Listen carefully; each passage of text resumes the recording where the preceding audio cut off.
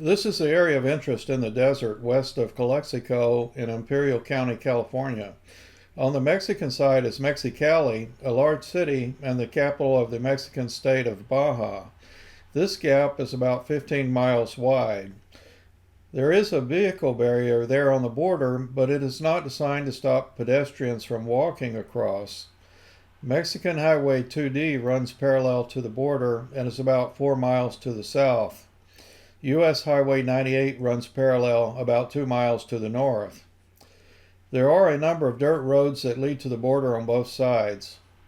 Typically, those crossing illegally on foot could walk to Highway 98. Someone would meet them there and pick them up if they can avoid the border patrol. We're going to start this tour in the small city of Calexico behind the outlet shopping center there. In 2018, a 30-foot high bollard fence was built, which now has concertina wire on top. On the other side of the fence is Mexicali, a city of 1 million people. The problem before was that it was easy to climb over the old landing plate fence and mix with the shoppers, making it difficult for the illegals to be identified and caught. Over the years, there has been a lot of legal and illegal immigration in Calexico. It's almost like a suburb of Mexicali.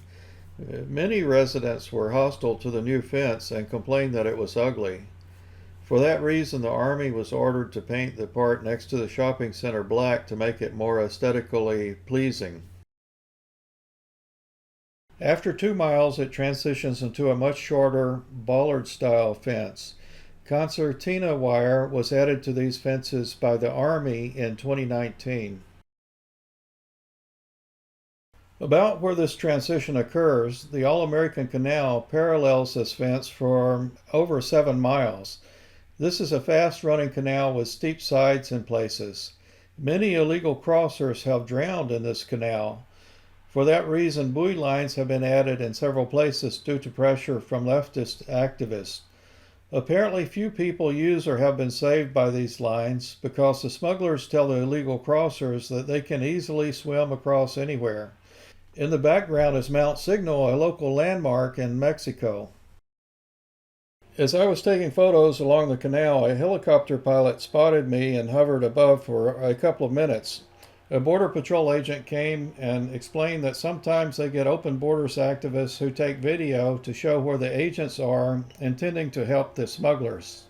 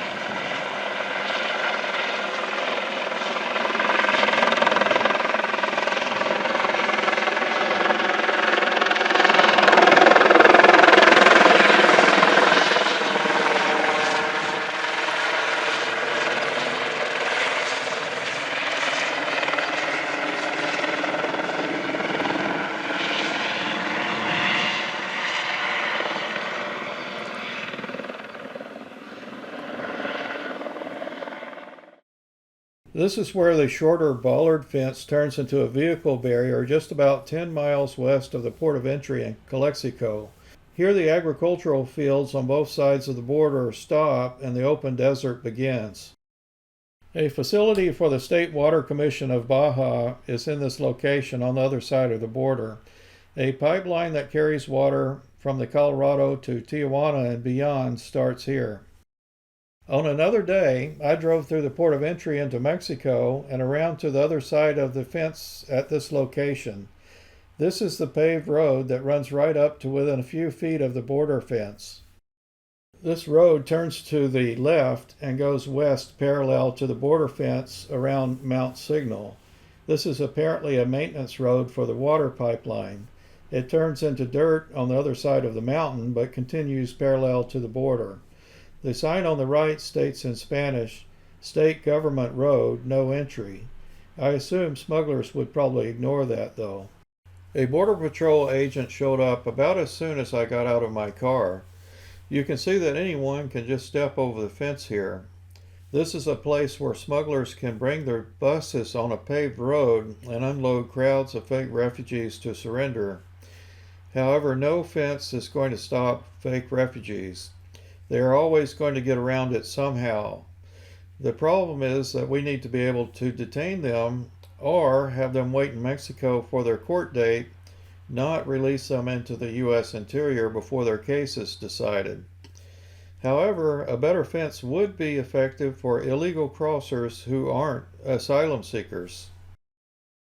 This is back on the American side of the border. There are various kinds of vehicle barriers along this gap. Sometimes there's no barrier where a vehicle might have a problem crossing. On the hill is a pipeline pumping station and the maintenance road runs just below it. Here there's just a guardrail. There are a number of these surveillance towers around the area. My understanding is that they work okay, but the equipment is dated and it would help to have the equipment upgraded.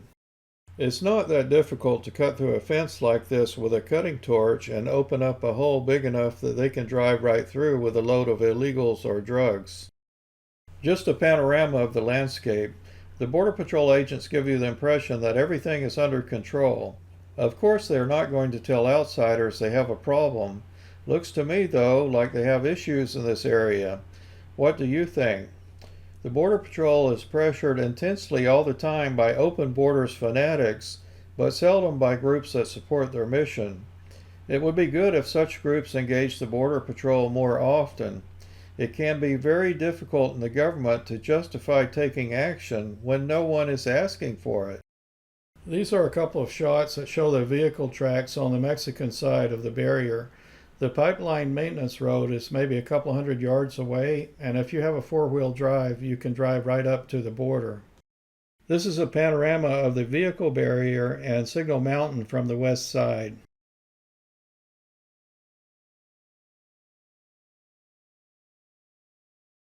This vehicle barrier ends at the hill in front of us about 25 miles from the port of entry in Calexico to the west. For comparison's sake, on the other side of the port of entry towards the east, there are about 45 miles of bollard fence, 18 feet high with concertina wire, all the way to the Colorado River.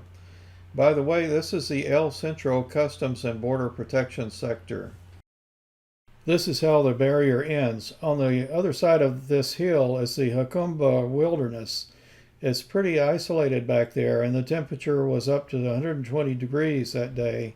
I didn't try to go back there because I could get stuck and have a problem. This photo shows another pipeline pumping station on the Mexican side, and you can see the service road in front of it a couple hundred yards away.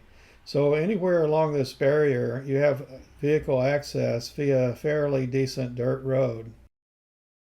This is a water station for the illegal crossers put in the desert by one of our subversive open borders groups, the so-called Border Angels, headed by Enrique Morones. There are many of these water stations along Highway 98 and along nearby dirt roads in the desert in this area. These water jugs do not seem to be much used by the illegals. I think Morones uses them mainly for propaganda purposes, to claim he's saving lives, and as a fundraising gimmick. If the illegals did use them frequently, the Border Patrol would probably monitor the stations and catch those that use them. Although I didn't think it was safe to drive my car back in the Jacumba Wilderness, we can go there by satellite. This map shows the U.S.-Mexico border and where the vehicle barrier stops at the hill we saw earlier. Most of this area is pretty rugged mountains and more impassable than any fence would be. I have drawn a couple lines in green, though, where it looks like someone could hike through or drive an off-road vehicle across the border. I can't see any signs of vehicle tracks on the path on the right, but on the left we can see something when we zoom in.